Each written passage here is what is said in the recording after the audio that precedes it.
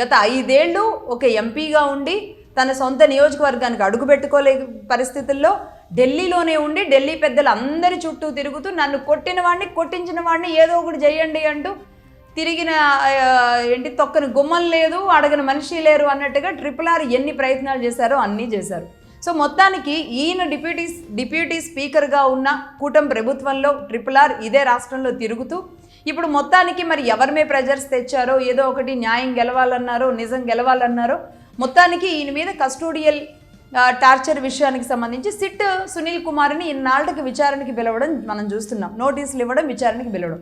అయితే ఈలోపుగానే ఆయన గతంలో ఉన్న ఇష్యూస్ కారణంగా ఫారెన్ ట్రిప్ వెళ్ళిన, విదేశీ పర్యటనకు వెళ్ళిన దాని మీద కూడా ఆయన సస్పెండ్ చేయడం జరిగింది. అంటే still he's an IPS officer but suspended. కానీ ఈయన ఇప్పుడు వచ్చి రాజకీయాలు మాట్లాడుతున్నారు, ఒక పార్టీ పెట్టబోతున్నామని. సరే, ఒక పార్టీ పెట్టాలనుకోవడం, ఒక సామాజిక వర్గ అభివృద్ధి జరగాలనుకోవడం, దానికి రాజకీయమే ఉండాలి అనుకోవడం, రాజ్యాధికారమే రావాలనుకోవడం తప్పేం లేదు. కానీ రావడమే మాలలకి డిప్యూటీ సీఎం, కాపులకి సీఎం అంటే ఈ ఒక్క స్లోగన్తో ఏమవుతుంది? 15% ఉన్న కాపుల్లో అలజడి మొదలవుతుంది.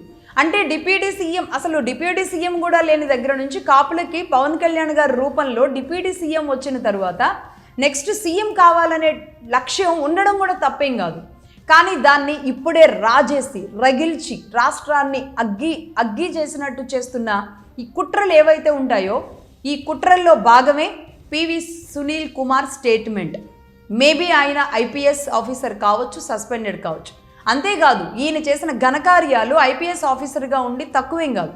2014లో ఆయన ఒక సంస్థ స్థాపించారు, అంబేద్కర్స్ ఇండియా మిషన్ AIM.